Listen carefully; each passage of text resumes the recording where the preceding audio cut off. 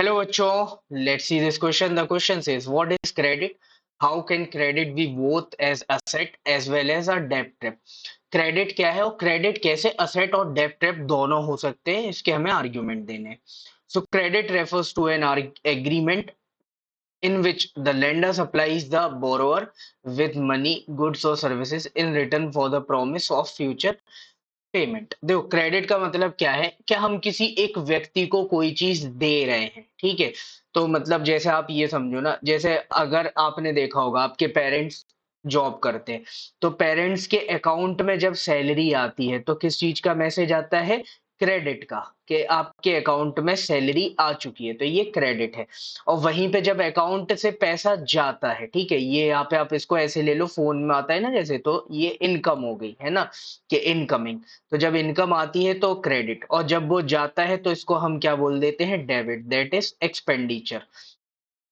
Expenditure जब जाता है तो एक्सपेंडिचर, आता है तो क्रेडिट. तो बस सिंपल सी लाइन में यहाँ पे यही लिखा हुआ है कि ये एक तरीके का एग्रीमेंट है. जो पैसा दे रहा है आप उसके साथ कर रहे हो, है ना, कि वो बदले में, जैसे यहाँ पे सैलरी में क्या है कि आपने जो एम्प्लॉयर है जिसके लिए आप काम कर रहे हो उससे एग्रीमेंट किया कि हम महीने भर आपके लिए काम करेंगे, बदले में आप हमें क्या दोगे? पैसे दोगे. तो लेंडर ने उसको बाद में महीने भर जब उसने काम किया, बदले में उसने क्या दे दिया? उसको पैसा दे दिया, ठीक है. तो गुड्स सर्विस किसी के भी एक्सचेंज में यहाँ पे वो पैसा मिल रहा है तो उसको हम क्रेडिट बोलते हैं, ठीक है.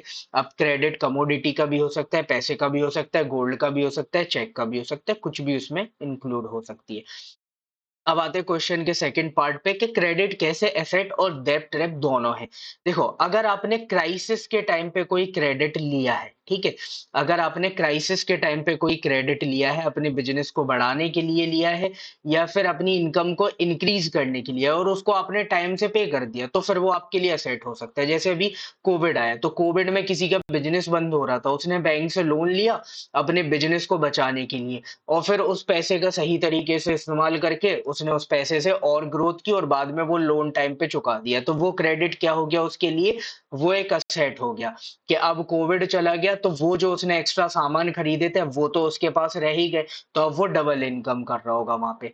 अब क्रेडिट लेकिन आपके लिए डेब्ट पेमेंट का भी कारण बन सकता है, या डेब्ट ट्रैप का भी कारण बन सकता है. कैसे? तो जैसे अगर आपने क्रेडिट लिया, मान के चलो आपने किसी एक मनी लेंडर से पैसा लिया और बहुत हाई इंटरेस्ट रेट पर पैसा लिया, किसी किसान ने लिया, और उसने बोला जैसे ही हमारी फसल अच्छी होगी हम इसको लौटा देंगे. एकदम से बारिश ज्यादा आ गई, बाढ़ आ गई या सूखा पड़ गया, उस वजह से अब उसकी फसल नहीं हो पाई, तो अब आप प्रिंसिपल अमाउंट भी नहीं लौटा पा रहे हो और इंटरेस्ट भी नहीं लौटा पा रहे हो. उसको लौटाने के लिए आप फिर से लोन लोगे ताकि आप उसको चुका सको, कि और आप ये सोच रहे हो कि अगला जो सीजन आएगा उसमें हम बेटर क्रॉप कर सकते हैं, लेकिन फिर किसी कारण बस क्रॉप फेलियर हो गया, तो अब आप ऐसे कर्ज में फंसते ही चले जा रहे हो, वो पैसा आप लौटा ही नहीं पा रहे हो. तो यहाँ पे क्रेडिट क्या हो गया आपके लिए? लायबिलिटी बन गया, कि अब आप उसको अच्छे काम के लिए लगाना चाह रहे थे, लेकिन अब वो आपके लिए बोझ बन गया, लायबिलिटी बन गया, और उसने आपको एक डेट ट्रैप में फंसा दिया कि अब आपके ऊपर कर्ज ही कर्ज होता जा रहा है. So this will be your final answer. This is the definition of credit.